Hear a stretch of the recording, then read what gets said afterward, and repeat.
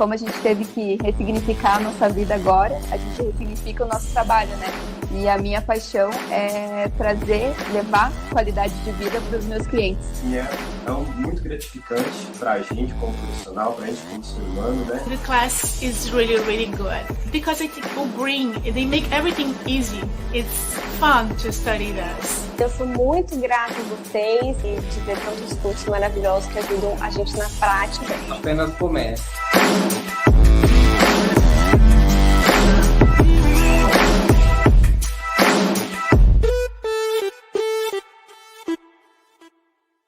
Hello guys, thank you for joining the third day of the Sustainable Architecture Week. Are you listening us well? Hello. Okay. Hello everyone. Good morning. Hi lovely people. Just tell us if you hear us. Well, yeah. Thank you very much for joining this great day of the Sustainable Architecture Week. We are going to continue the process of that roadmap for sustainable projects. So this is the best strategies for sustainable projects. Of course, we talked about some great strategies as well, but we are going to cover, I think this is the topping of this cake here, because we are going to speak about comfort, we are going to speak about air quality, we are going to speak about energy efficiency a little bit more. Materials, water. Construction sites. Yeah, lots and lots of good things. So thank you guys for joining this Sustainable Architecture Week once again. All right, so in the first day, we got more clarity about some great strategies, and the best thing is this is the best time to work with this. So we learned about this. We learned about that it's possible to do if you have a process. We got this process for you guys. So we shared with you this process. Yeah, so you have this. And I'd like to say thank you for the commentaries. Lots of great commentaries, some funny commentaries as well. We love to read some of them. And we are going to continue to put this process in little boxes, okay? We have this Telegram channel. You can download the map if you haven't. When you join this channel, you are going to find the history of our messages, and you are going to find this. And this is it, guys. So about the certificate, tomorrow we are going to talk more about this, how it's going to be the platform for the certificate and how you can get this. But we are going to send the official link for you to purchase this in 10 days, 9 days from now, okay? So be sure to watch our emails, our Telegram or WhatsApp channel. If you are in one of these channels, it's fine. You are going to get the link for the certificate, okay? Very important. It have a symbolic cost of $7, as we said before. And guys, please turn on your notifications, please. You are seeing here, right? We have, we started with more people. Some people, they are lost in the way. They lost the path for these classes. They lose something. So please turn on your notifications. We are sending lots of great content notifications to make this week even more great for you guys. So turn on your notifications. It's very important so you can receive our messages for this week. Guys, we need to remove, I think, one of the last pink elephants in our living room, right? I think you faced some elephants during this journey with us. And this problem here that we have, talking about sustainable projects. So a little introduction, and we are going to start with the map. But people usually complain about the cost of making sustainable projects. This is a problem that you are going to face with your client. They are going to ask about this. They are going to, I think it's going to cost more, and you need to overcome this problem, okay? Because we have this real world, right? And people usually, they don't understand this. And usually when we have this cost problem, it's just about education, about communication, and you are going to see some things great here, okay? So of course, cost depends, right? Depends on your climate, depends on your type of project, of course. Let's say we are in a very cold climate. Of course, you are doing a passive house, you are going to waste more money than doing a regular house. But we have this concept of payback as well, and you need to understand this type of concepts as well. But usually, the more cost we have in sustainable projects is about doing wrong things, because it won't cost much more if you are doing the right process. But if you are trying to be sustainable doing the wrong process, then you are going to spend a lot of money. We have this news from Forbes. If sustainability costs more, you are doing it wrong. So you need to understand this process, this right process of doing this with the lower cost, okay? And this process has a timing too. You cannot start the process when you already have started the project. We already showed you that yesterday. So the timing has to do a lot to do with your process working. Yeah. Well, we have some topics, great topics here. One thing that is you need to understand the concept of payback. So what is payback? Is when you put some money and you are going to get this money in some time. So when you are doing an investment, you put some money and you expect to have a return every year or every 5 years or something like this. Depending on investment, you're going to get more or less or variations. And when you are doing a sustainable project, actually you are doing an investment, right? You are investing to get more later.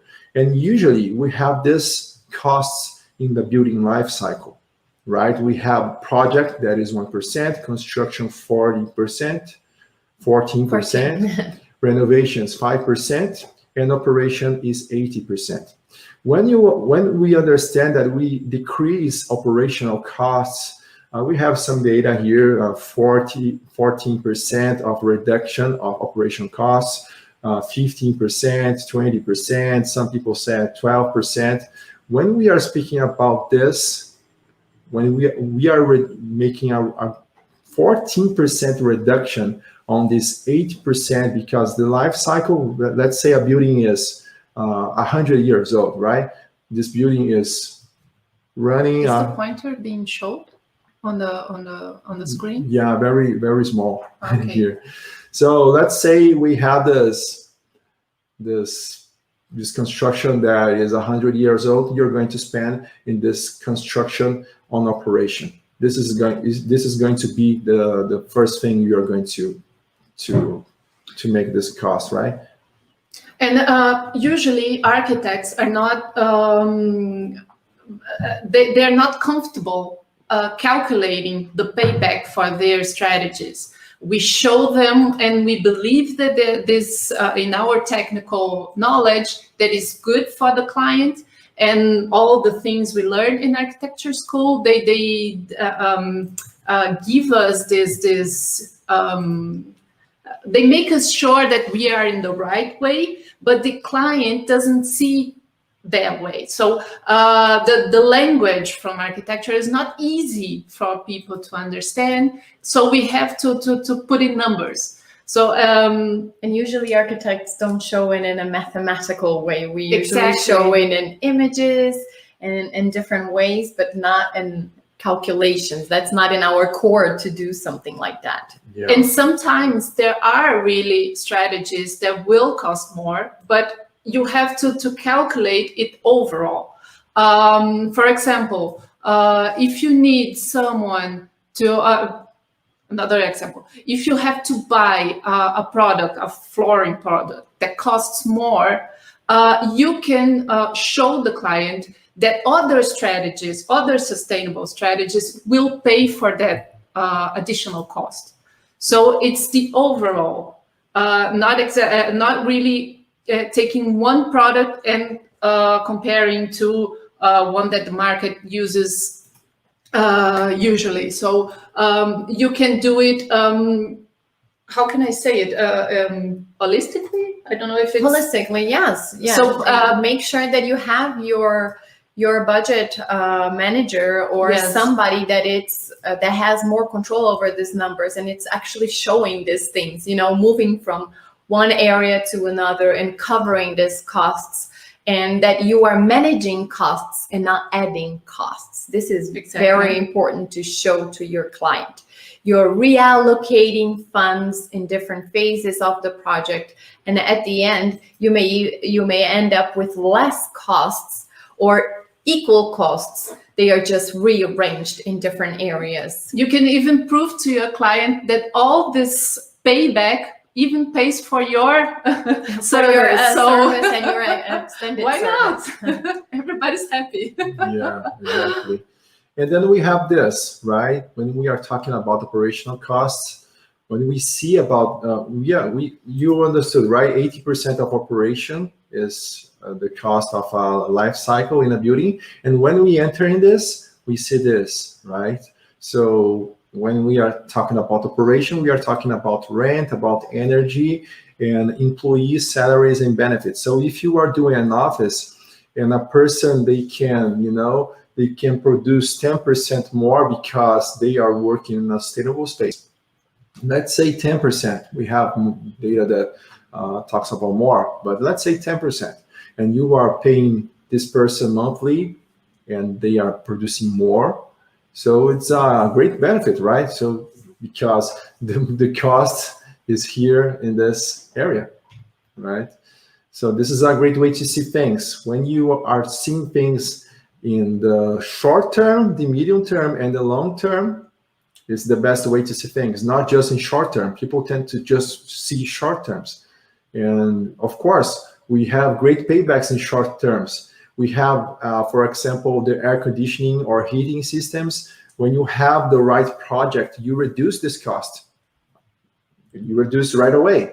You can reduce this. And we show you guys some projects that we did that we could reduce this type of costs because you are not spending that much, that money on this equipment. So you can reduce this right away. You can put people to work. They are producing in a great way right away. So you get things in short term and medium term, and of course in the long term. And when you are removing some costs, some little costs to do sustainable projects, actually you are just thinking on short term, and you need to think about the building as a living thing that is going to evolve, is going to be, in this city, serving people for a long time, right? Exactly. And we have to understand that a great part of the buildings that we are dealing with from now until 2050, they are already built. So we need to think about remodeling and making these buildings that are sick and not efficient better places to live too, because we cannot start everything from scratch. So we need to fix some things that we have done, and we have done a lot of wrong in the past. So we need to spend the next 20 years fixing a lot of things that we have done wrongly. Let's say, guys, you need to understand the second cost as well, right? More value. You have more value in the green building. Usually 7% of or additional value, right? 7% is a very common data that we have. So you are doing a project, 7% more. Think about this. A lot of people here are architects, and they need to buy a computer to make their 3D drawings. And they are buying usually a graphic card or something in your computer. And right, you are buying something that is not that great. You are spending your money in this thing. You will have problems doing your project in the short term, the medium, and the long term. But you can buy a better thing maybe that doesn't expend that much energy or have a better performance. So it's the same way we need to think about things. Not just buy things, but things that are going to serve us for a long time, right? So we need to understand about this price as well, because sometimes you are going to spend a little more, but you are going to get a return on investment right away. As we said, the equipment is a saving, but when you have a sustainable project, a green building, you can right away get more return of this if you communicate this in a good way. Because if you do great things and don't communicate it, people won't value this, okay? So this is about marketing. We need to understand about marketing, how to sell better to make the sustainability goal. They don't teach us that in architecture school, how to Yeah, present better no. and sell better to our client with these mathematical things. Yeah, We need to justify our designs when we do our design presentations, but not usually justify, means and allocate costs and make things more efficient. yeah. This is not an architecture, a natural thing. Yeah, in the end of the day, we are adding stuff that make processes that make the clients unsure because they are not used to that. But in the end of the day, it's about project management. So if you manage well, you educate your client, he will understand that you are in control of the phases, and then he will trust you that you are going to bring this payback to him or to her. So Yeah, you are being actually a good friend, right? You have this data here. Yeah. So we have this data from World Green Building as well. 7% more of building, right? This building value, 40% less costly to operate, and client demand is doubling every 3 years. So green jobs are evolving as well. We are going to speak about this tomorrow.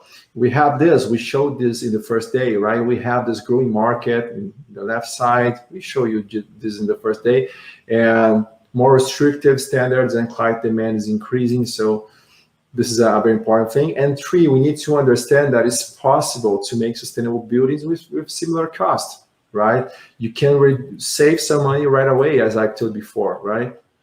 And it's about choices. It's about to understand the climate, understand what are the major problems. As we said, I think when I talked about Ozzy Osbourne yesterday, I saw people, they haven't, replied as such as Britney Spears. And it got me very sad because Ozzy Osbourne is a reference everyone should know about.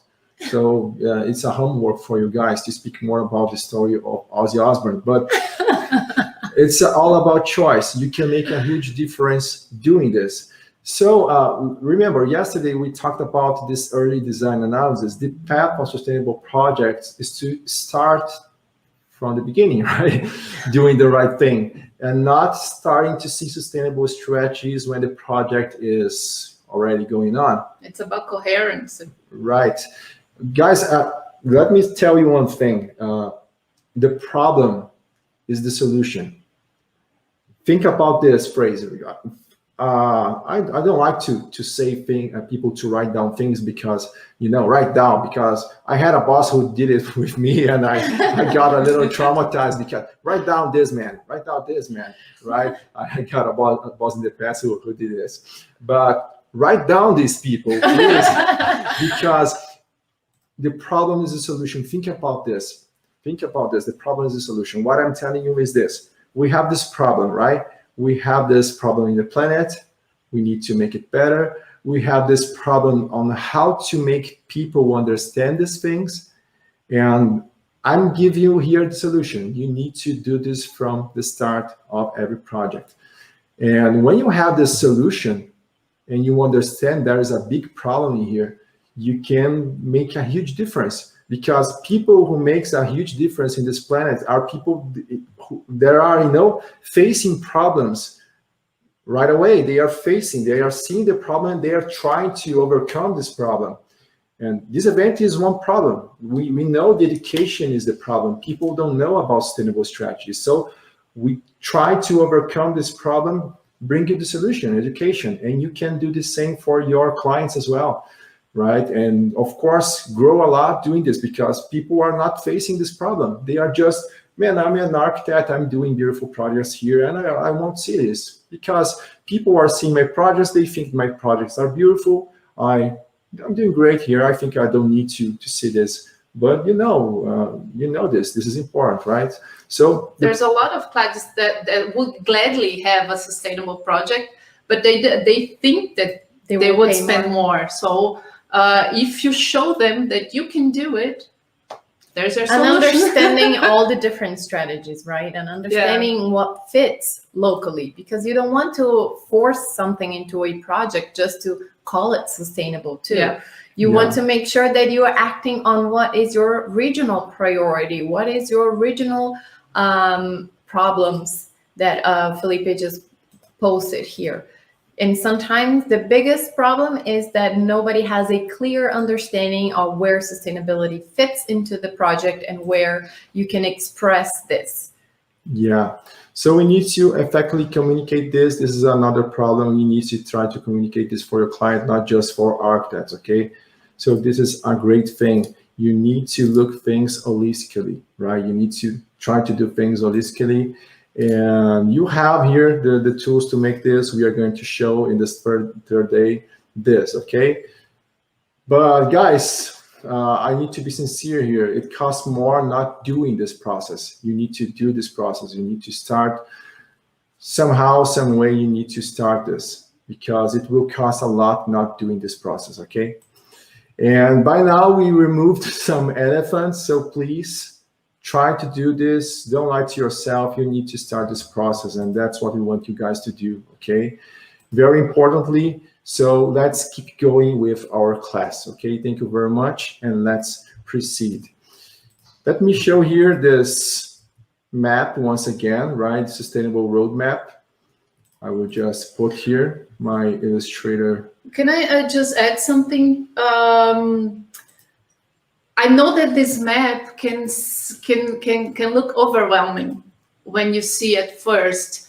We are trying to break it down and explain step by step, but you're probably thinking, oh my God, okay, I have the steps, but how am I going to do that in my next project, all that? You don't have to. The thing is, start right now by choosing something that you think you are able to achieve in your next project, and then in the following one, you can do that and add another step. So make an evolution process, exactly. Right? Make it steps, make short, medium, and long-term goals exactly. for you to start merging into all of this. So don't be overwhelmed. And Don't but think try. Yes, Yeah. just start with something. Put one thing even. If you put one thing down, you already have started. And the thing is, there is no perfect time to start. That's always the time to start. And this is, we've passed the time to start already with construction. Yeah. So guys, we talked about heat island reduction yesterday, biophilic design actually. Accessibility and ergonomics, we have standards, right? We have in the United States the ADA. We have here in Brazil called NBR 9050, and you have your standards that you need to comply to make this very accessible. And of course, do make the the same experience. Usually you need to try to make the same experience for people who have this disabilities, to have the same experience in a building that's than a person who haven't this kind of problem. A little typo there, parking spaces, but please excuse us. You got what we mean. Yeah, we got these parking spaces. When we usually think about parking spaces, how we can reduce this, because a lot of cities in the planet, they are reducing parking requirements, right? Here in our city, they ask usually for one parking place for one residence. Maybe for a smaller residence, we have some area requirement because you need to comply and right? But they are reducing this a lot. A lot of cities are reducing this requirement, so people don't need this car anymore, right? In areas that we have a good transit. As we said before yesterday, we talked about transit, a quality transit. So you need to comply with the standards, of course, but try to reduce as much as you can. We know there are client requirements as well, but you need to think about this. If this region is well served in a quality transit, this quality transit, they won't move away, right? So you will keep this, so you can include these spaces. And of course, we are going to have in the future more rechargeable places for vehicles as well. and we need to comply with these things doing this standards as well. So we are just going to close this chapter. And of course, we can get this rainwater in our projects. We are not going to cover this because there's a lot of content out there talking about this. And then we proceed to water efficiency, right? We have this water efficiency here. And we have some tips for you guys here, some tips about how to save external water and how to save internal water. We are going to speak about the two things, external and internal, okay? Mm-hmm. So first of all, with water efficiency, for you to understand what you're saving, you need to know how to measure that. So many buildings, and especially old buildings, they only have one source where you are monitoring your water use. And this can be bad many different ways, because when you have sectors, you are able to analyze where maintenance, or where are the sectors that are consuming more, or perhaps where you have a leak or something that may be causing you a problem and wasting water. The more points that you can measure or monitor, better quality of data you will have, and better control over your water use. When it comes, many residential buildings and older buildings too, they measure for everyone together, for all the tenants together, and then they split in percentages or whatever per apartment. This is not an efficient way, because it doesn't give responsibility to people over their water use. And when you have independent clocks where you are measuring for each apartment, then you can go to this tenant and say, you are above your limit, or you are spending more over here, and we're trying to make an efficient building, so can you comply? You know, you start having more to argue with and more material to work with when you are controlling your water use. Same thing with industry. If you have one water source to measure the whole industry, you don't know what sector is using more or less, or where you could be managing this water problems. Anything that you sectorize, you have a better chance to control, and then you decrease your water flows. Where can you decrease your water flows? Internal areas and external areas. In external areas, it's an easier way to measure. It's one thing, mostly it's one thing that we're talking about. It's how you clean the environment around your building. When we're talking about irrigation. With irrigation, you need to understand the type of plants, the type of climate you're dealing with. Many people want a luscious landscape, but they don't understand if those plants are local, if they are used to the availability of water in that local weather, if they are adapted to that weather, and if they can survive with the water that is usually naturally provided to them. So this is how you need to work your landscape. And sometimes you need to go into xeriscaping, where there's less maintenance and less need for water use. Yeah.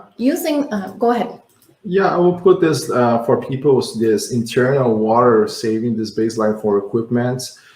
Let me put here bigger so people can watch it better. Right, okay. We have this equipments here, and we have this flow rates, right? This is a very cool for you to write down, because we are going to show the recap as well, this on your recap. But we have showers, right? We have liters and gallons per minute. I don't know the unit you are using there, but you can write this down. Shower, toilets, right, Sammy? I think it's cool for people to know this, so they can start right away reducing their water, right? If you are designing a residential building or a house or something like this, you probably will choose showers that spend more water, because people like that comfort. But you should always aim to that, and talk to the suppliers if you can get less of water flow but more pressure, because what people feel is the pressure of the water. Also, if you, on the other side, if you're designing, let's say, an industry building where people will shower there after they work, you might want to specify low flow rates, because they will not spend too much time. It's something very, very quickly. They just shower to go home. So there are even showers that spend 6 liters per minute. So you might want to look at that. Yeah, exactly. So guys, you have this, so write this down. We have some course. basic water flows there. And people are talking about landscaping, right? The xeriscaping. What is xeriscaping? So let me show here a great picture that you can understand about this. It's about doing a landscape that doesn't need water or need very little amount of water. So Plants that are used to droughts, yeah. they usually have droughts tolerance, a high drought tolerance. They work with very little water, and they know how to keep the water within them for longer, so they can experience less irrigation need, or just wait for the rain, right? Yeah. Seasonally. This in the United States is a problem, right? Because people, they have this beautiful gardens in their houses with lots of turf grass, right? Turf. Yeah. Turf consumes a lot of water, and it's not welcome everywhere. There's a lot of maintenance that comes in with a good, a nice turf area. So maintenance and water, it's not the best thing. If you can reduce the areas where you have turf, and you just use it where is necessary, perhaps in a small area where you want people to sit on the grass, or something that you can replace with different or lower bushes, and things that you can try to think of the landscape in a more creative way, where you can use alternative materials to mulch, to keep the moist on earth. And even when the mulch, it's good when you have places with drought too, because then there's not a lot of dust being lifted off from this dry earth. So think about this. Landscape architects, sometimes they are underestimated in how they can play a very good role in helping with sustainability, and how they can reduce carbon footprint and manage your water use in external areas. Yeah, we have this certification called EDGE. This is a very cool certification, different than some others, because they have a simulation software that you can use to reduce water as well. When you are going to certify, if you want to certify EDGE, you are going to have a cost, of course. But the idea here is to show the software so you can maybe think about some strategies. And it's actually a simulation software that we have here, right? Then we, just to show about water and energy as well, we can talk about energy, because we are going to speak about this, and we can do the both here. Then we have some uses, right? We have this edgebuildings.com, so you can go here, click on Edge app. You are going to put your email and your password. You are going to create one, and you can locate your project in the whole planet, right? You can put this, and then you see here on the left screen, you can find your use, right? Let's say we are doing a school here. So I can click here, and I will have lots of parameters that we can change. Let's say we are doing a house. I will go here, house, and there are hotels, retail, we have offices, of course, hospitals, and we have this house thing here.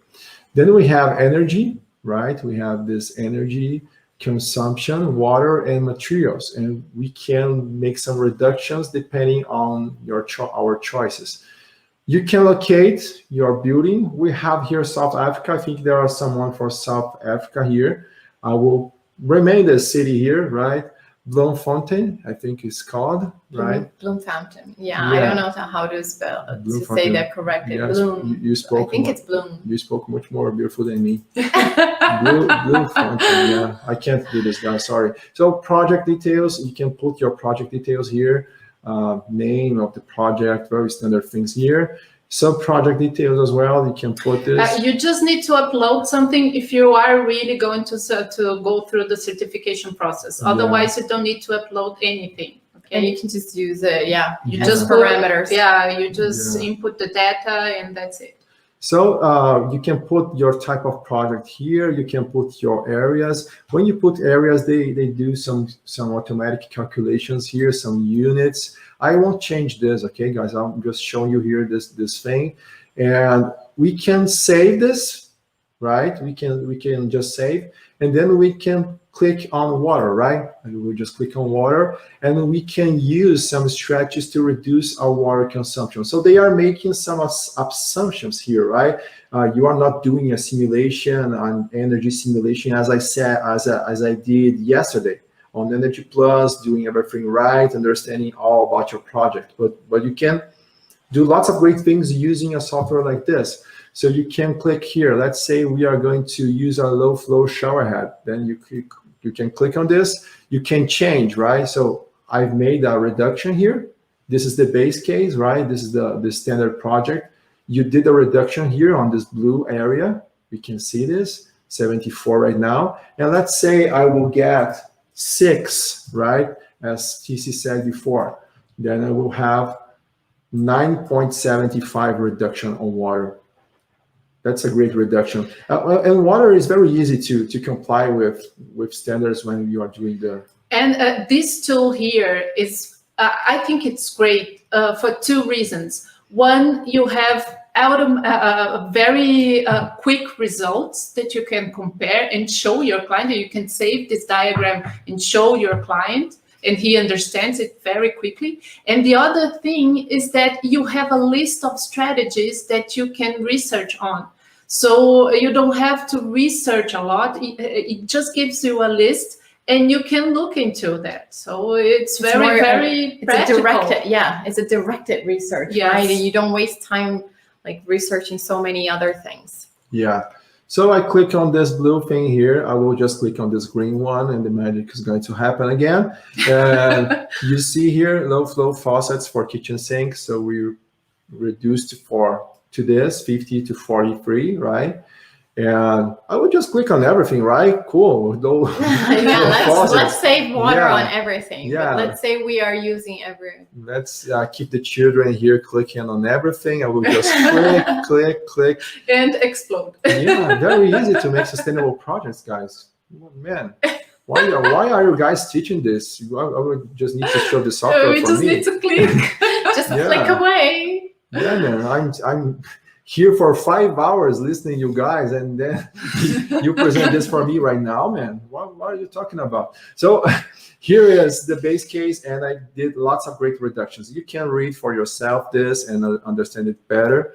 And we got these reductions, okay? So this is a great way to do things on water, right? Dual flush, right? We have dual flush everywhere, usually. You can click, you can get a user guide as well. Lots of great things here. Rainwater harvesting systems, you can get 50% of the roof or maybe more of this. And the software is calculating a lot of things, right? And they are making assumptions on how you can reduce. And of course, in the design tab there, you have already given all the information, including how many people are using that building. So it calculates based on that. Okay, so it's not really something that they made up. Or something that it's a very superficial calculation, like, just quick calculations. They have like data compliance. Yeah. Guys, I want you to think, to see something very cool here. I just click on water, right? You saw this, and we already got a 5% reduction on energy. I didn't do anything on energy here. Why it happened, right? It happened because when you reduce some water systems, you are reducing energy consumption as well. Let's say we have It's all connected. A bomba, como chama bomba? A pump. Pump, bomba. A water pump. Yeah, pump in Portuguese is bomba. So I was asking them. So we have a pump, for example. So if you are using less water, the pump will require less energy to make this happening, okay? Water, then we have energy. We can click here on energy, and then we are going to make some reductions. I did some water, we got already some savings here, and then we can make that reduction, right? And as we did yesterday, we can put a window to wall ratio, right? Less than 30% or 30% here. We can put this. We got energy saving here. So I'm reducing the amount of glass, so I will get less radiation. In South Africa, it's going to make a huge effect because it's like Brazil. We live in South Hemisphere and we have, this very hot climate. So it's going to make a big effect. And of course, conduction about the difference of temperature. We are going to have these great things as well. We can click, right, this blue. We are reducing the blue area, right? All blue areas here. We have lots of things of energy. Water is less systems that we can reduce. But let's click on this blue, right? Reflective paint. Remember, yesterday we talked about the SRI to reduce the heat island, right? Effect. So you click on this as well. We are going to reduce a little here. Not as much, right? But I think we should put... You don't have the SR value there, that's why. And this is a great tool for you to compare with your budget.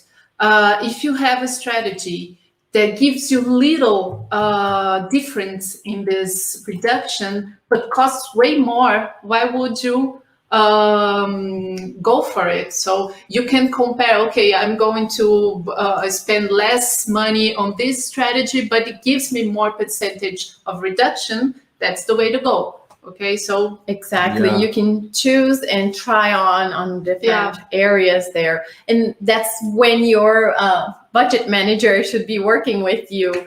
Where should we invest our money?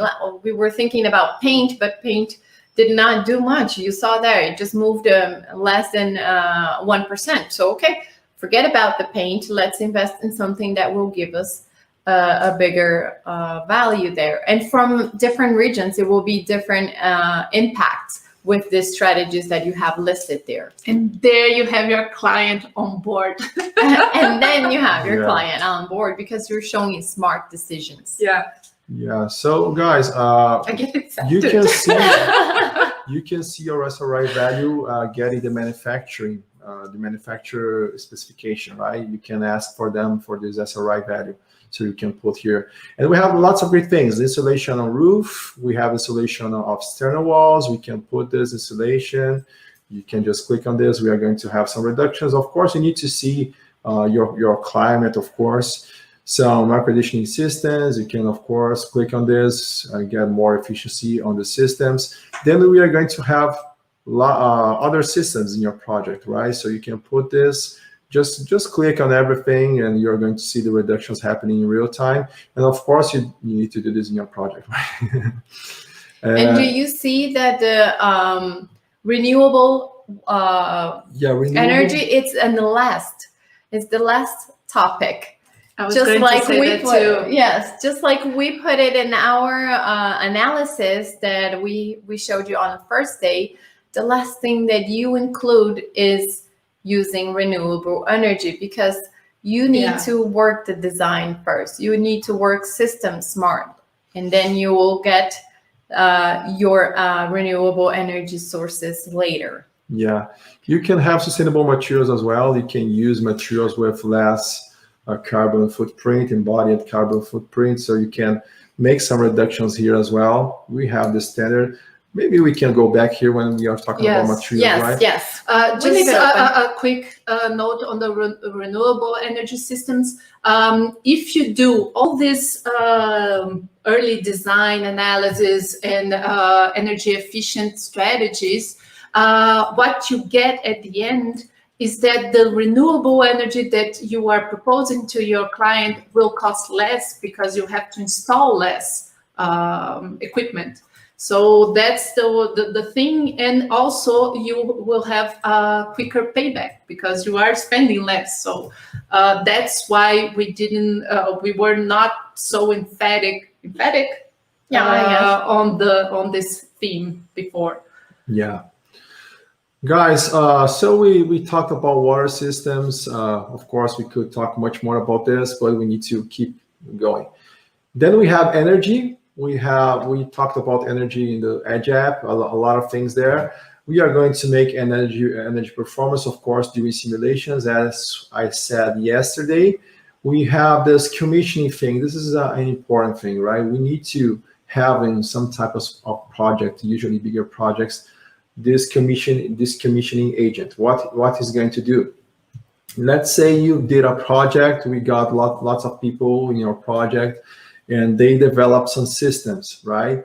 You developed your envelope, the mechanical engineer, they developed their air conditioning systems, and they expect this to be, a value and to be working on your project. So the commissioning agent, he's going to analyze this and see, yes, it's on the plan, right? It's according to plan. Yeah, it's going to be fine. So they need to analyze this during the project and of course in the building site, because sometimes you do lots of great things in your project and you go to the building site and you see wrong things, right? Who didn't pass through it, right? I just got some bad news. No, I got some bad. I remind some bad things in the past, right? Yeah. Here in Brazil, it's quite common that people change the specifications in the construction site. Yeah. So the commissioning agent is someone that will reinsure that everything that was planned is in fact installed and working properly. Especially in bigger projects like commercial projects, industry, retail, big shopping centers or things like that require a whole lot of systems to work together and work perfectly to be efficient. Yeah. Then we have the refrigerants management. Actually, this is very important because we have this CFC. You can see there, right? This skull there, CFC used. So if you have a CFC being used in your project, maybe an old project or something like this, you need to remove this. There are some countries that we don't use CFCs for a long time, but maybe you are in a country that we have some systems working until today, right?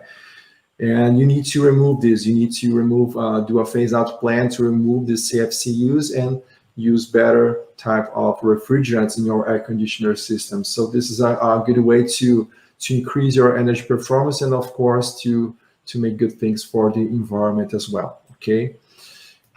And renewable energy, we are not going to talk about renewable energy, right? Yeah, we just talked about it. So there's a lot of systems, and the main thing is that here in Brazil, photovoltaics are a thing now. It's something that is more in the market right now. But in other places, you might have other systems. But the main thing is that we have to develop the design first.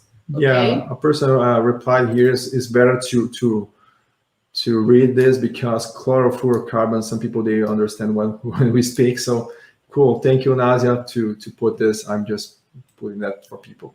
Mm-hmm. Okay, sustainable materials, guys. We have lots of things to talk about sustainable materials as well. Just one last thing about energy that just like water is important to measure, energy is also important to measure. Yeah. Very important things. So let's talk about materials. What she gets excited.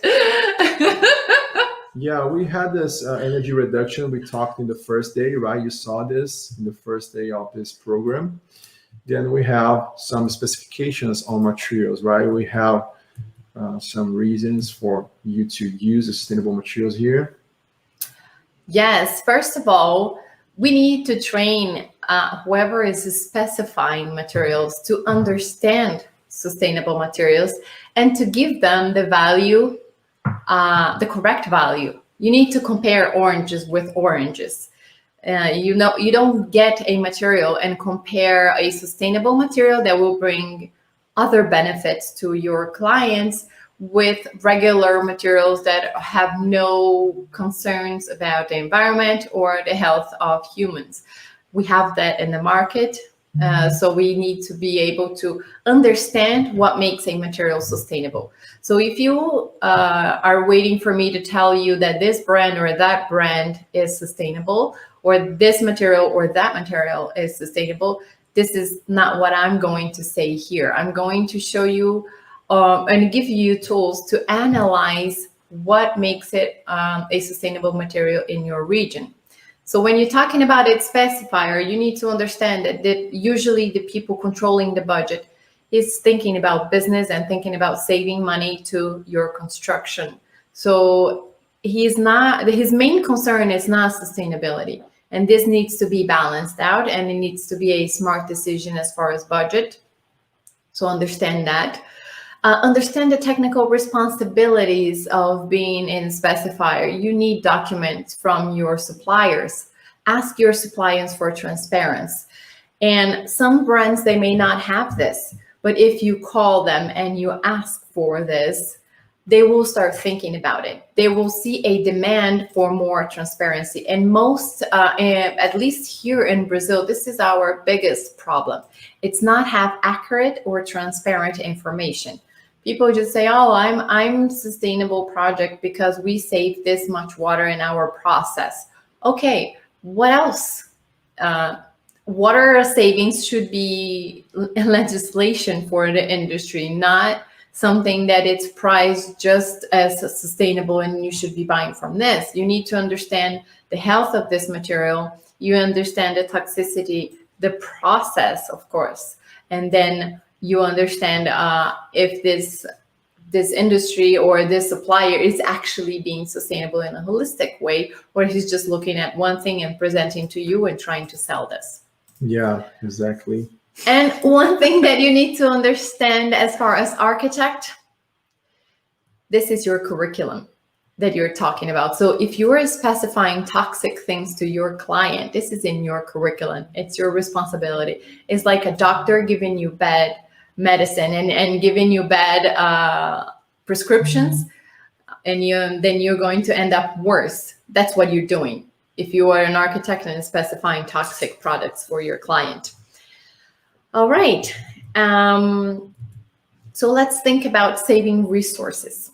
First of all, this material, where does it come from? It's from a renewable resource. It's coming from resources that will be good for your clients too, as far as toxicity, like I said.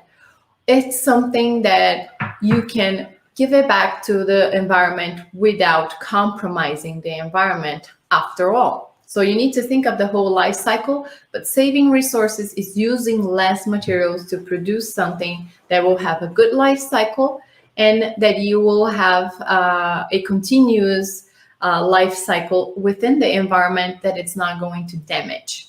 We have tons of materials that have no use and the environment cannot absorb it. We have materials that, I don't know, they will be here until an asteroid hits Earth.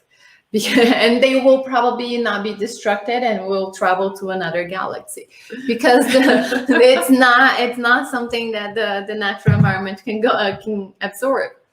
Think about energy and water savings during their process, and also some materials they perform with your energy savings. They help you with thermal control. They help you with lighting.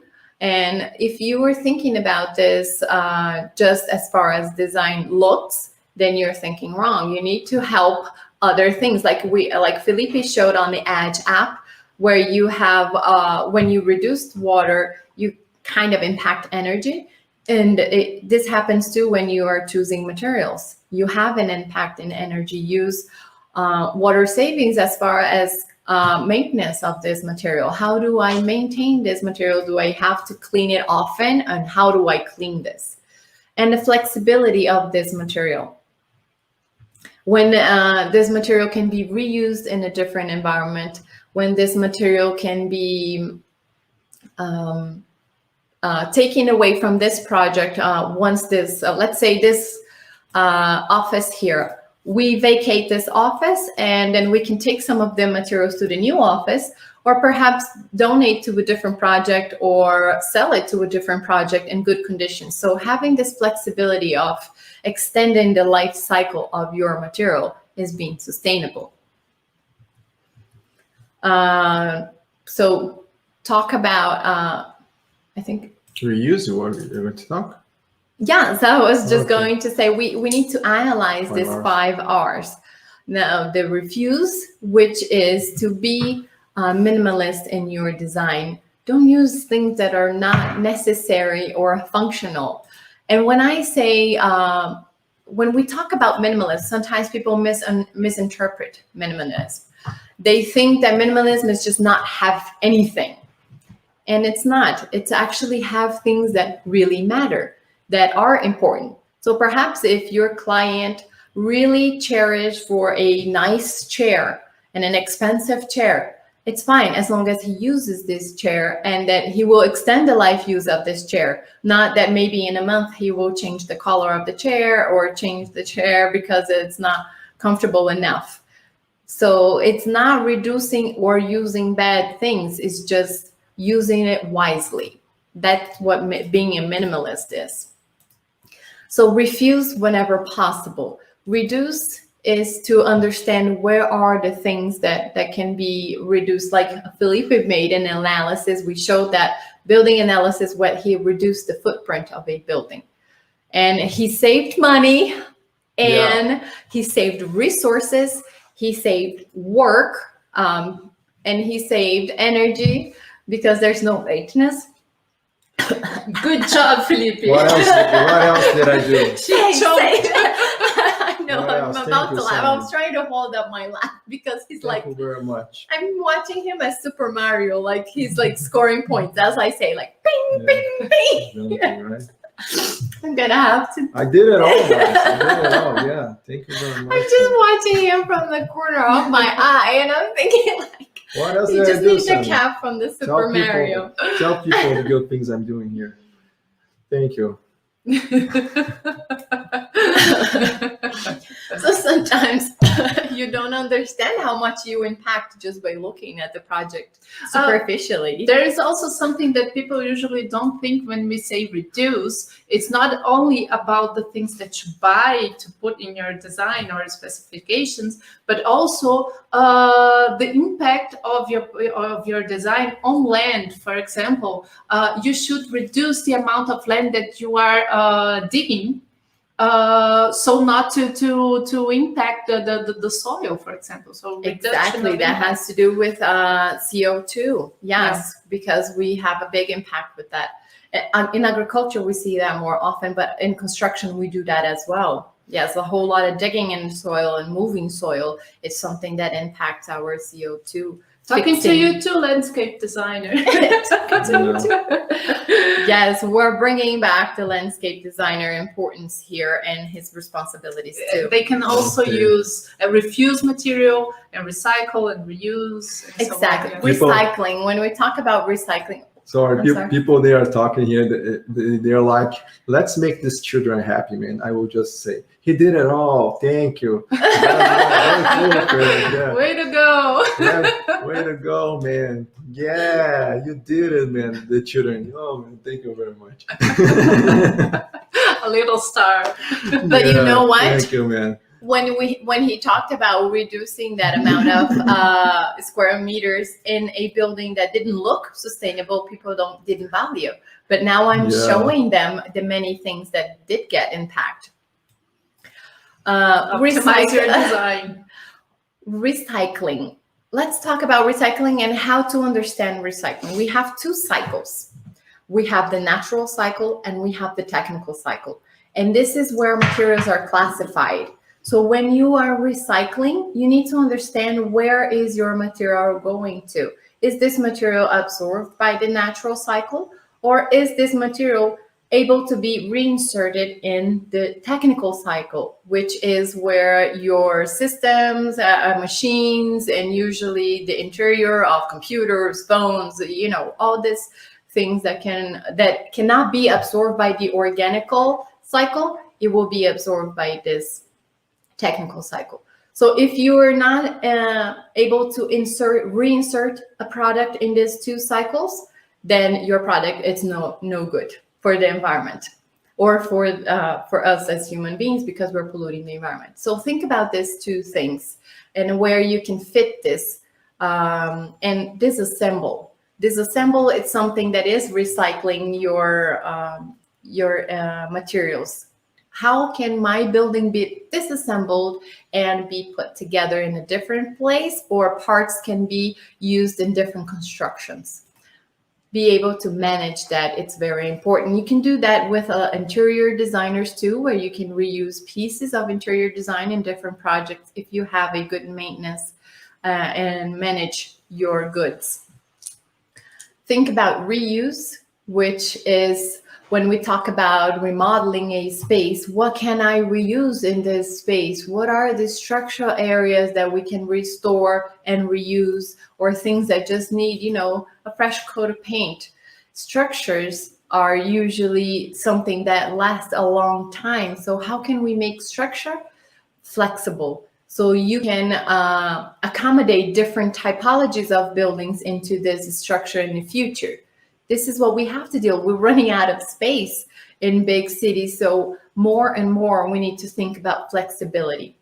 We did an event for interior designers a few months ago, but I would say that these 5 processes here are crucial for interior designers as well, because they deal a lot with materials, and also they tend to have a lot of work in the retail type of project. So retail spaces, they use to change very quickly, not to make people used to that environment, so to make it look new every time. So it's really a challenge, and I would say that you should really try to implement these 5 steps. Yeah. Yes. And like I said in the first day of class, I think I've mentioned about materials, 50% of your carbon footprint in a building life cycle is about material choices. So this is something that you cannot 50? change. 50%. 50%. Okay. Well, It's like 50. it's 40. It's 49 something. It's almost like the whole building operations and maintenance for the whole life cycle of a building. And when they calculate the life cycle of a building, they are calculating between 50 to 100 years. So if you think that the whole maintenance of a building, as far as carbon footprint and the choices of materials are almost equal, this is something to think about, that we're choosing materials wrongly if we have this much impact. We need to reduce this impact, and the choices are made once. When you put a building in place, then you already have that imprint into the environment, and it's not like energy and water savings that you can come later and make it more efficient. Obviously, energy and water, we've seen the market is getting better, things are getting more efficient, so there's always a possibility to upgrade. But materials, they're usually there. Yeah. So think more responsible about material choices. Okay, Sammy. What else? Tools. Yes, we can show the different tools when we're choosing materials. And if you want a hint of what could work for you, you can use the tools for materials. Okay. Like if you go to the 2030 palette, where you have the material choices and what could be best over one or other choices, you have that on their website. If you ask for documentation, when you ask for documentation, you have a better chance to compare oranges to oranges. Usually the industry is not used to give you this documentation or a life cycle analysis or something that gives you more information and data. We work with data. That's what we need to be getting used to. Lots of things to cover, guys. Yes. About materials, some other things here. I will just put. Yes, these are the most common sustainable materials, but again, think regionally. Are they sustainable in your region? Are they available in your region? Because if you have to bring bamboo across the world, it's not sustainable anymore. But if you have a material that perhaps needs to travel a little, but will bring a bigger impact as far as energy efficiency, balance the functionality of this material. As long as you can justify this with function and purpose and savings, then you can make this. And looking into the supply chain. Yes. For example, wood or bamboo, are they being harvested and manufactured in a way that respects people, in a way that respects the environment, and so on. So it's not just the material, but all the process that it goes through until it's marketed. So that's yes. And I was a little reluctant to put recycled plastic there, because we are overwhelmed about plastic, and the world cannot recycle the much plastic that we have. So this is no longer an ecosystem that is sustainable. As much as we recycle, the plastic has a life cycle that it gets to a point where it's no longer able to be recycled or to be a quality that can bring new products and recycle. There are some materials that must have plastic, but not all of them. And then we need to reduce our use in these areas where things don't need, and we have alternative materials. All right, and then we can talk about the indoor quality of products, where we need to think about toxicity of the materials. We need to think about what are they emitting in this environment? Are they making people sick? Because sometimes that smell of new is organic compounds, that volatile organic compounds that are being exposed, and people get sick from it. Felipe has a personal experience with something that can make the air quality of your environment bad, and then you make people sick just by breathing that, and they produce less, they feel tired, and they can even cause cancer. So think about what is the limited for your organic compounds that are being, the volatile organic compounds that are being introduced into this project. The best thing is not have any, but there is a tolerance that even LEED certifications have. Yeah, as we talked in the first day, the sick building syndrome, right? It doesn't choose poor or rich people, guys. They can get everyone. We got a minister here who died from a sick building syndrome. A minister. These guys usually have a lot of money, right? Live in good places. At least in Brazil, they do. Yeah, at least in Brazil, minister. I wanted to be a minister. Politicians in Brazil have a good life. Yeah, very good life. I don't know your place. Maybe you guys can talk to us and say, how are politicians in your country, right? Yes. Please don't. Yeah. Oh, let's not start this. Yeah. Oh, no. We're not. But We're in a positive environment here. I think this is what it was the worst joke I did, because don't start. Don't. But you should always have in mind that if there's a chemical compound, they are probably going to emit something in the air. So it's as Sammy said, it's our responsibility as designers to ask the manufacturers, what are they putting in there, and what are the consequences of that. So, for example, one thing that people are used to do here in Brazil, when a woman gets pregnant, they do the baby's room while she's in this pregnancy time, and then it's ready right before the baby is born. The thing is, they paint the room, and then they use adhesives or MDF. Can I say MDF? MDF boards and so on, and then you have a lot of volatile organic compounds or formaldehyde in the air, and she's in a very sensitive period, and the baby as well when it's born. So we should really be cautious about it. Okay, guys, something else about materials, Sammy. I think we should proceed to other. Just be careful with waste. Like we already mentioned, that it needs to be something that the environment can take, and it's not going to contaminate our environment. It's not going to be toxic to people during their lifetime or to the environment after all. Waste management. But we can talk about waste management when we talk about construction, I guess. Yeah.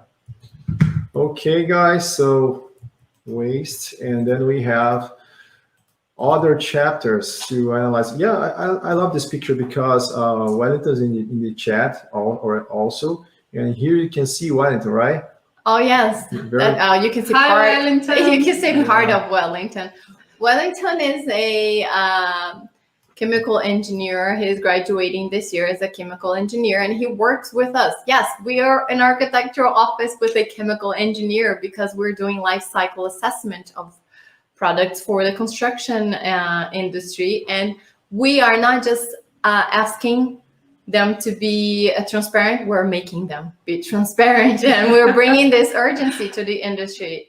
So this is another project that we took further, another responsibility that we took in to ask people and also go with them through this process. Yeah, this process is the idea is to analyze every material that comes from to the industry, understand the emissions, and there you can get patterns and see, through standards if they are getting good things or not, and how they can make it better. So analyze things, measuring things is the best way to get more sustainable projects, not only for buildings, for materials as well. So yes, we do this type of project here in our company as well. Okay, and this is Sammy job, right? So you can do this. I know. This is me scoring a point. Okay, guys. So this is materials, and then we have comfort, right? Yes, we have indoor quality. Yeah, that we put here for you guys. We have this chapter called natural lighting, right? Of course, we don't want people to smoke in your building. You're doing sustainable building, people can't smoke. Let's go, guys. I will just show you here a cool software, okay, from a company from Colorado, right? It's a paid software, but they have trials for 15 days. We are not getting anything from them. Of course, I just love the software and I wanted to show you. It's called LightStanza. It's very great for light analysis. Of course, you can do light analysis on Energy Plus as well, but this software is very great for simulations, okay? Can I just do a disclaimer here? Whenever possible, we will suggest free softwares to you. The thing about daylight analysis is that there are some apps that help you analyze daylighting, but they are restricted as far as the design of the modeling of the building. So you have only one room that you can do the analysis, and usually a very orthogonal form. So if you want to assess your real design with different forms, different rooms, then usually those softwares are paid, unfortunately. So that's why we are showing this one. Yeah, exactly. I'm just trying to close this. It's not letting me do this, I think, because and also Energy Plus doesn't give you a grid that shows you where the best lighting is. So that's why we don't use Energy Plus for this kind of analysis. Yeah, it's usually not, the client can't read it very well, and you need to put some spreadsheets so we can. Yeah, you input the data from this grid, from this other software into Energy Plus, so you can have the total energy consumption. Yeah. Guys, so I will show you here. Remember that in some classes I talked about some projects that we did this light analysis, right? Let me show you here one of this. Just 1 minute. I will show a project that we've developed, this light analysis. Here's a project we developed here in Brazil. Yeah, of light analysis. I will show you just 1 minute. Let me see here. Yeah, we show you guys this type of analysis, right? We have this project that we did, this house project, and we got these results and we got it better, right? We have this plans as well to show you the performance, the increase of performance. So we had this baseline, we improved the performance in this right side here. And we are going to show you this in the software called LightStance, okay? So what you're going to do is this. You are going to calculate, click on calculate, and you can click on annual grid illuminance, right? And I'm just going to do this SDA, okay? I will just click on start, and I will do another, right? So SDA stands for Spatial Daylight Autonomy. Yeah. So what is this? What is SDA? It's about light distribution, right? We want our places doing the simulation here. Let's wait some minutes. I just want to show you this, okay? We have this building here, these windows. We don't have anything on these windows, right? Just the window. And we have this this thing here, but it is closed. If you see inside, it's closed, right? And you can see this distribution inside the building, right? This light distribution. We want at least 300 lux inside the building. This is a cool light, natural light for this type of building. 300 lux for the most area of your building. So we have this, right? We need to have 200 lux for at least 50% of the hours in the whole year during 8 a.m. until 6 p.m. So let's say 8 p.m., 6 p.m., 50% of these hours, we need to have 300 lux in the whole year. This is the thing, okay? And here we have this distribution, very cool distribution, 94%. And in here, we don't have windows, so we have 45, we have 47. So we don't have that good quality here, right? So very cool distribution. Yeah, we got this. But we have this ASA, and this stands for glare, right? So usually when you have good light distribution, you will have glare as well, right? And what is glare? You need to have this ASA. We need to have no more than 1,000 lux, right? 1,000 lux for more than 250 hours in a year. We can't have more than 1,000 lux. So this is a lot of light. We don't want this for more than 250 hours in the whole year, right? And we have this glare here. You can see red, right? It's very easy to read this. And we have, right, 300, 324. We have, right, we want less than 250. And we have 239 here because we have this wall here, right? So we got some cool lighting here, but not as much, and lots of areas with glare. And if you have more than 10% of our areas with glare, it's not cool because this is going to increase a lot of the heating. And of course, people who are working here, they are not going to feel well. So this is and what happens usually is that those people that are next to the window, they are going to close the blinds, and then you spend a lot more energy and a lot more money as well on artificial lighting. And when they work, usually that happens in work spaces, they get focused on their work and they forget to open the blinds again when it's more comfortable. So the artificial lighting will be on for a longer period than necessary. So we should see this snowball effect here. So we should be cautious about it in our design. Yes. Yeah. I will just turn create another simulation here, right? Another SDA and another ASA, considering some new things in your project, right? I just put this, right? I turned this layer on of this external horizontal shade. We put an interior horizontal shade as well. Light shelf, yeah. Yeah, because we have this light that can go on here. The sun can, you know, go here and reflect for the roof. Then we are going to get a better light distribution. And I turned on this monitor here. It was closed right here. And zenithal, right? This top lighting is very cool for projects. So let's see the difference for these two designs to make it simple. I don't want to make lots of variations here.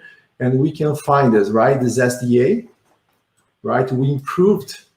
You can see here, we improved, right? We don't have more of this dark spots, gray areas, spots. right? Yeah, we have 87% in this corner of gray light. So and it was 45, right? Yeah, it went 45, from yeah. 45 to 87% of hours in the year that you have at least 300 lux. So Yeah. that person that sits in that corner, just thank you, Felipe, for yeah, another cool thing that I did. Thank you. Okay, so now we have this ASA. Person comment here. It stands for annual sunlight exposure, right? Annual sunlight exposure. And then we got a very cool distribution, and we removed the glare, right? Using this horizontal shading devices, and just changing this, right? Other thing that you can do, you can use light colors in your building as well, maybe to increase your light distribution. It's a great way as well to make more uniform in your building. It's another thing we could do. We could change materials in this building. So guys, this is the way you can deal with natural light. This is the best standard in the planet. And there are people charging courses for this, a lot of money for a course like this. And I just showed you here in 15 minutes or something like this. Okay, guys, so this is about natural light. We need to talk about artificial light a little as well. You can go on. This is already acoustic performance, but yeah, you're showing. We have some acoustic things here, maybe in the future. Guys, we have this very cool bear here. I love this bear. I always show this bear in every presentation. And what I'm telling you is this. We have this left side and this right side. And of course, we want to see the bear in this right side. Actually, you don't want to see the bear maybe because he can kill you, but you understood. You understood. In the zoo, you are seeing the bear and you are seeing with the right colors. And we are talking about CRI, you know. We are talking about the color reflectance index.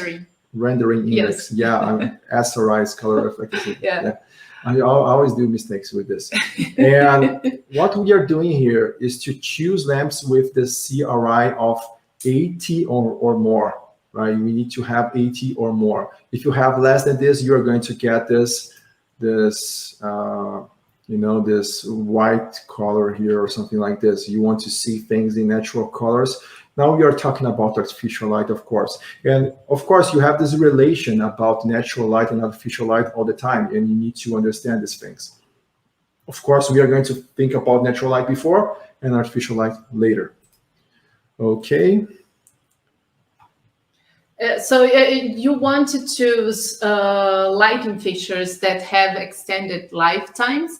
So two things you should check when you choose lamps. One thing is their lifetime, and the other thing is their efficiency, lumen efficiency. Because some, and I'm not talking about power. Because if you have 60 watts for one lamp, and 60 watts for two different lamps, two different technologies, one might give you more heat, and one might give you more light. So this ratio between what they offer you in light, this ratio between light and heat that you should look into. Okay, this is the efficiency of that lamp. So efficiency, lumen efficiency, lifetime, CRI, which is the colors that it makes you see, next really, really close to what daylight might give you as well. What else? Yeah, we have this. We can use luminaires with direct and indirect lighting. Indirect lighting, you're going to distribute the light more in your space, so you're going to get more uniform thing on, So you need to analyze. Of course, sometimes you want to make some presence in one place. You are doing your architectural thing, of course, your interior design process. But the idea here is to bring this direct and indirect lighting when you should bring this and not just do one thing, right? So this is the idea here. And one essential rule you should have in mind when you are designing your light in your space is that you should avoid at all costs to show the lamp, okay, the lighting source, The light bulb. yeah, the bulb. Or if it's The different, the yeah, fixture. well, I forgot the name, but you should never see the lamp. And why is that? Because it's a source of light. It might be too bright for your eyes, and it might cause you glare. But when it comes to LED technology, there are some researchers that are showing that it can also harm our eyes. So you should never see the lamp. You should hide a little in the fixture so the light comes, but you don't see the lamp, okay? When you have indirect lighting, as I said before, you use the environment, the room as a fixture, so you are reflecting, bouncing it back. You create layers and hierarchies of lighting, and that is really good to us. It gives you satisfaction in your environment because it's similar to what nature does. You don't get uniformity in nature. Light comes in different ways. It's reflected, it's direct, it's sometimes when it's overcast sky, like today here in Curitiba, we don't usually like it because when it's overcast, it's uniform, okay? So we tend to like when we have all those layers. So when we design light, we should also aim for layers and hierarchies in what we are lighting. Okay, so even in workplaces, you should make sure that in the desk or in the work surface that people are, there is sufficient light, but you don't have to light the corridor as much as you do in the work surface area. So we have to balance that. Okay? Yeah, exactly. We have some spaces here that is balancing natural and indirect light, direct and indirect lighting, right? And natural light, of course. So this is the great balance. Yeah, you see that in the right side of the picture, right next to that meeting room where people are sitting in the couch. It's more dark. So if it was in the 70s, you will have everything very bright and everywhere it was the same. And that's clearly just the circulation area. Yes. Yeah. Okay, guys. So direct lighting, you know what it is, and of course you don't want this, this direct thing sometimes in your places. This is not cool. We have this translucent material here. You can make a huge improvement on. When you cannot recess the lamp, you can use this type of surface that makes it more translucent. Yeah. Also, we have this reflectances. I think you should write down this because it's great to understand, right? When you are getting certifications or something like this, they usually think about 25% of floors. We don't need this big reflectance on floors. but you can have 60% on walls and 85% on ceiling. So this is And you're probably going to ask, where do I get this percentages from? From your supplier. You want your supplier to give you this information. Yeah, you can find something like this in suppliers. And mobile partitions as well. Of course, we need to have some reflectances here. And when you have these mobile partitions, of course, you don't want a high mobile partition because you want quality views in your place. You don't want to be closed in working inside a place. This is a cubicles are not cool anymore. You need to think about things holistically. So we put this in a height that it's not a problem, right?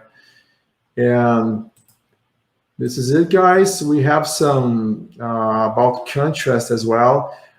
In the Interior Design Week, I made a simulation on Dialux, right? On artificial light analysis on Dialux. Maybe I can bring you here something about this. But the idea here is not to exceed 10%. What I mean by this, let's say we have 500 lux in your office, in your table, right? We are working here, and there we have less than 50 lux. So it's a lot of contrast. This is not a cool thing, right? We need to have our eyes don't adapt as well. Yeah, lots of contrast is not great. We need to improve this type of thing, right? And that's it, guys, about light. Let me show here. Yeah, I have some simulations here that we did in some projects so we can analyze things and see how we can increase, because when we are talking about sustainable projects, we are talking about light density, right?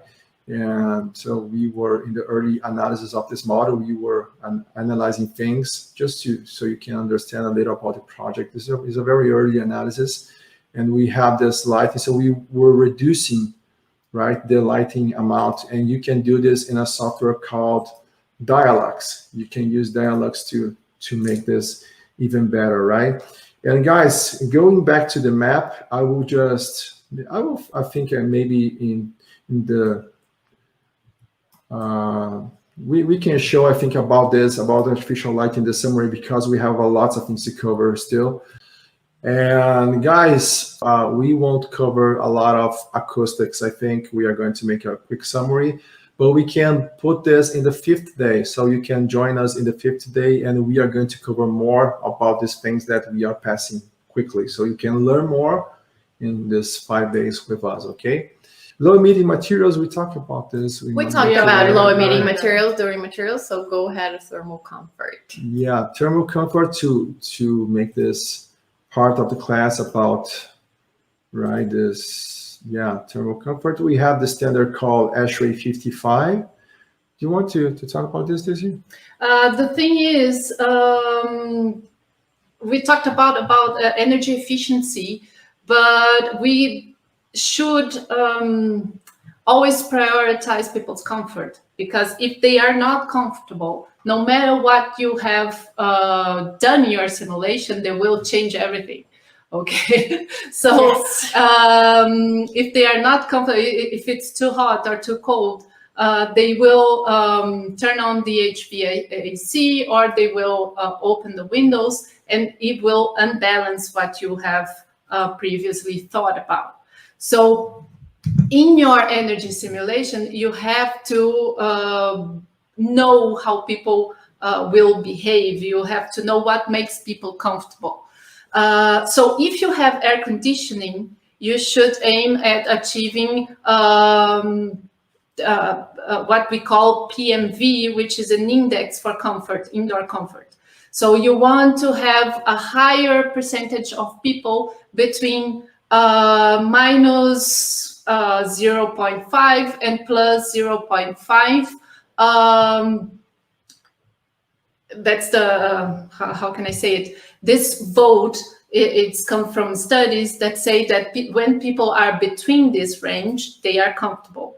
A little comfort and a little warm, they're still in this comfort zone. Okay, so you want to have more people, more percentage of people in that population in this area. Okay, I've seen certified projects that had, after they delivered the project and the users were in there, they had to change the entire air conditioning project, the whole system, because what they did not consider was that those users mostly were women, and then they are colder than men.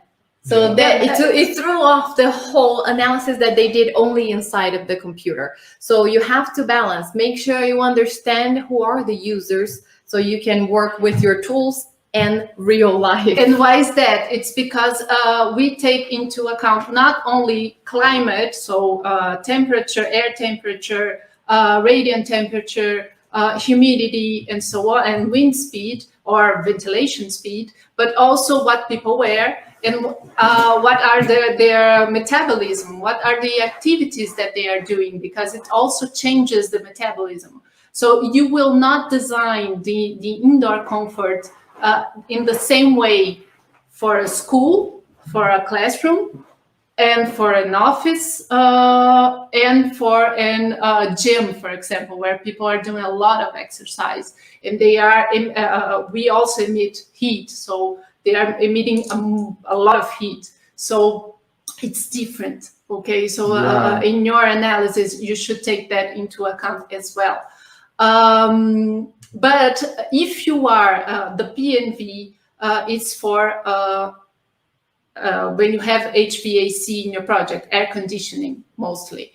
But if you are not dealing with artificial ventilation and heating and cooling, you might want, whenever possible, have natural ventilation.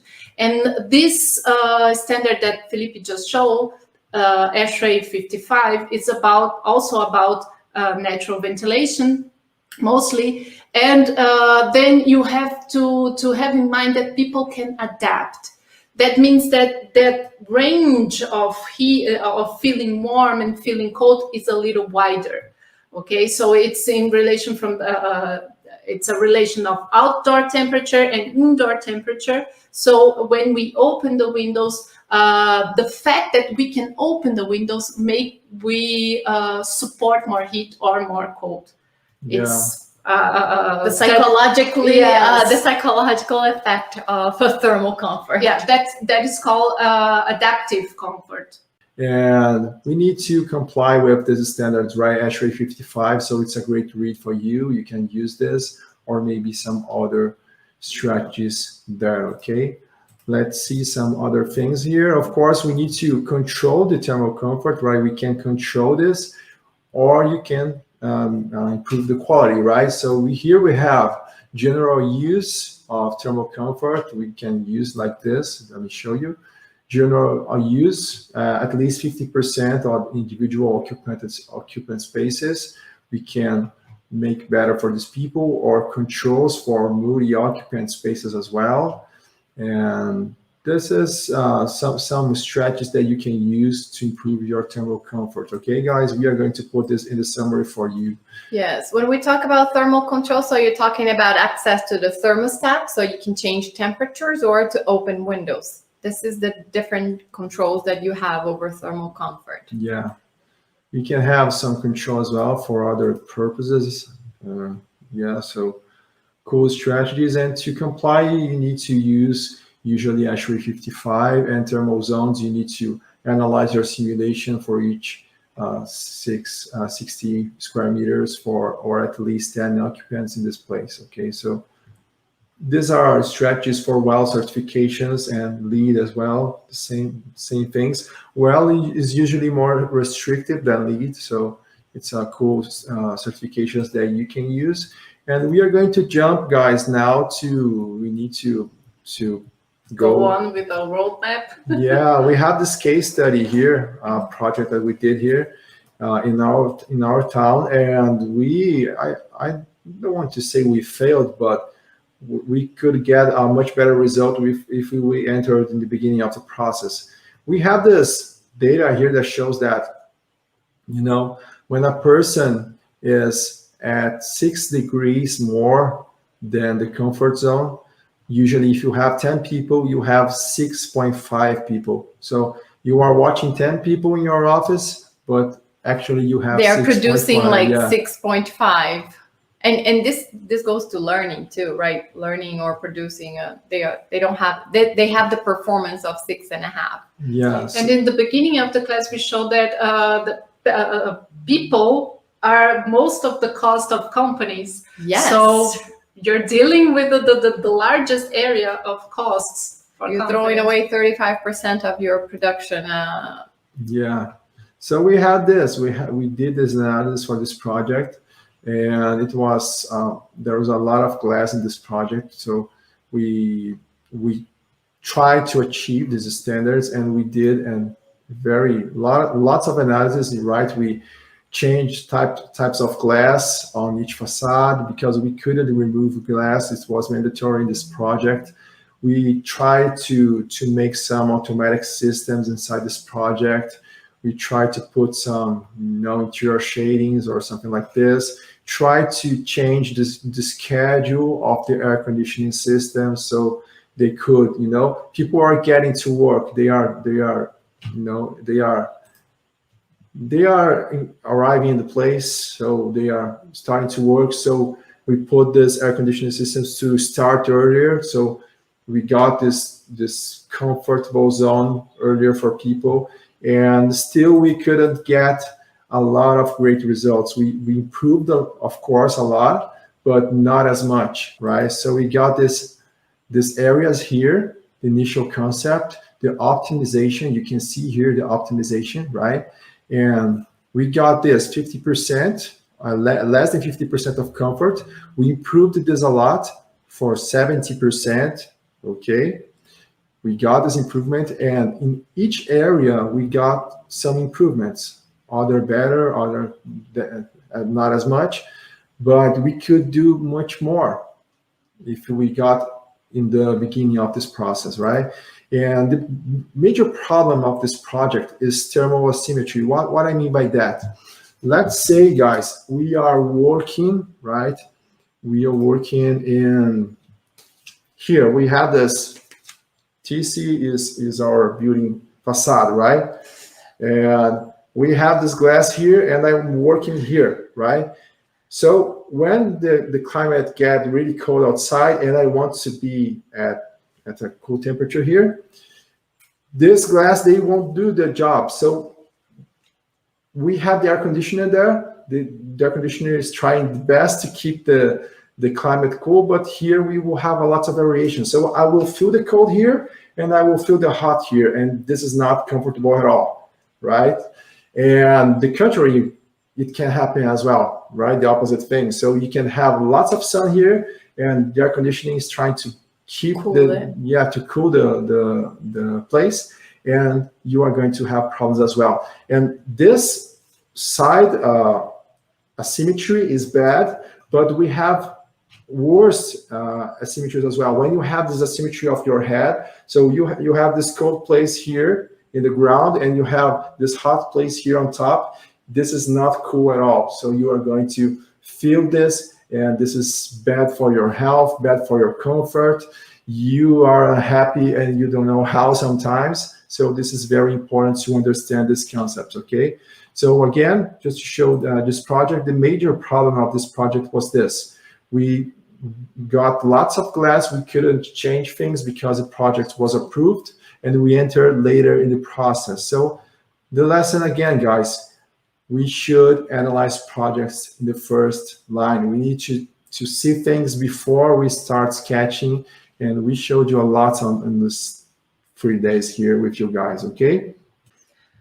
So we arrive at construction, Yeah. not design anymore. So you know that we are almost at the end. You made it. So we arrive at construction site, and we have to make sure that whatever we do, we don't spread pollutants in the surroundings.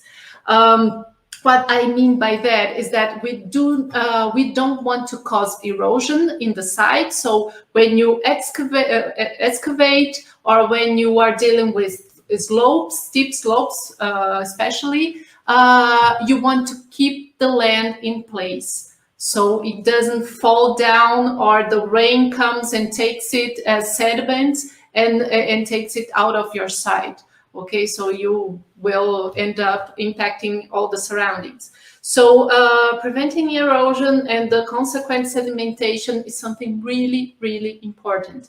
That means also the wheels of the trucks that go inside your construction site, you should make it roll over some gravel beds, so it leaves the earth and the soil there and the pollutants there, or wash them so they don't carry it with them.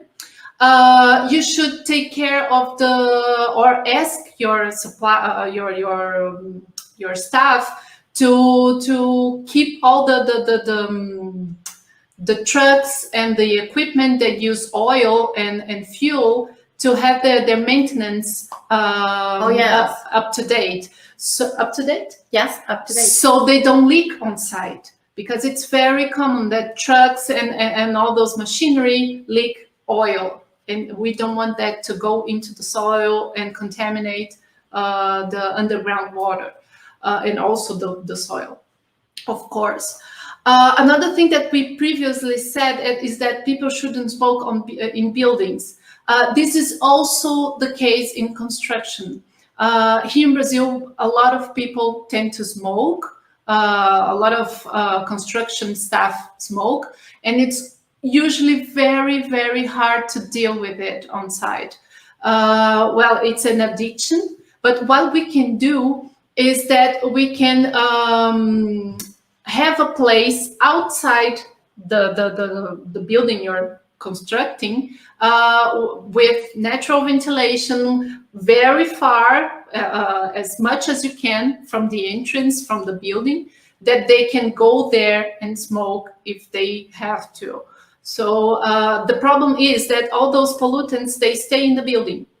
And when they are occupied, they can come back and circulate in the air again. So we don't want that. And that is also one of the main concerns about the chemicals that you use by building them. So you want to maintain the volatile organic compounds that Sammy just told us about very low, so it doesn't continue emitting that once the building is occupied. And also, if you have HVAC systems being installed, thank you. You have to keep all the ducts and all the ventilation entrances sealed off. Everything must be sealed off until it's connected, and then the end must be sealed, remain sealed until it starts working. Because well, you have a room for dust buildup, so you don't want that. You keep that sealed off, and when you occupy it, you take those plastics. Unfortunately, in this case, it has to be plastic. But you take this off, and then you start the system. Okay. Can we go further to commissioning? We already talked about commissioning, so they will appear again when you are constructing, to make sure that everything that was planned is indeed being installed correctly. The best scenario is that the commissioning agent is there when the system starts. They are usually mechanical engineers, so they will be there when the HVAC starts up. The system startup, and also they can do this for lighting system as well. Also, when we talk about people, we talk about the people that are going to occupy the spaces. So if you buy a car, you have a guide, a manual that helps you know when you have to make maintenance, how does it work, how can you drive in a way that you can spend less fuel. And some places here in Brazil, for example, people don't do that for buildings. And it's a huge investment that you make, and people don't know how to use it later. You can make a lot of energy simulations. If people don't know how to behave or operate this new way of operation. Yes, right? operate the building, it will fail. So you have to educate people how the building works, and you do that by giving them the manual.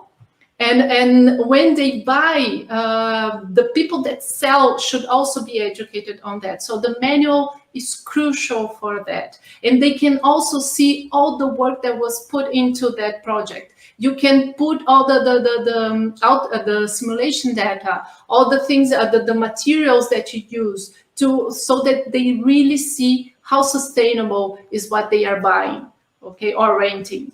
Yes, I used to have a boss, a great boss, Yvette London. She said that there doesn't matter if I design sustainable, if the operations and maintenance is not sustainable. There is no sustainable building if there is no a plan for operations and maintenance to keep this going and to keep this making an evolution of the building into their life cycle. So, and the best way for us to keep doing sustainable buildings is to know if they keep being sustainable afterwards. Yes. So we should aim at researching once it's occupied for some time. We should aim at returning to the people that are occupying those spaces and asking them, okay, do you feel comfortable? Do you feel healthy in the space? Do you think you're spending too much energy, too much water? Do you like the landscape? Do you feel happy in this place? So Yes. we should go there. Usually what happens is that we deliver the design and it's not my responsibility anymore. And it's not that. If we are going to do it in a sustainable way, we have to go all the process and close the circle. Okay? I'm going to make the analogy with the doctor again. When the doctor prescribes you medicine, he will call you again in a second appointment to find out if the prescription worked and if the prescription made you better. So this is exactly what we should get used to do it to understand if our project worked. Because sometimes I feel like architects are afraid to find out if things worked. If it didn't work, it's going to be a good input for you in the next project. We shouldn't be afraid of failing. Of course, clients won't be happy, but it's something important for you to evolve in your career, in your projects, in sustainability as well. So we are going to fail eventually. Felipe just told you we could have done better in that case study that we just showed you, but it's part of the process. Yeah. So we should do that by trying to do right. Yeah, actually I have a cool story about this. You know, I lost 10 kilograms of weight, right? In this last 4 months or something like this.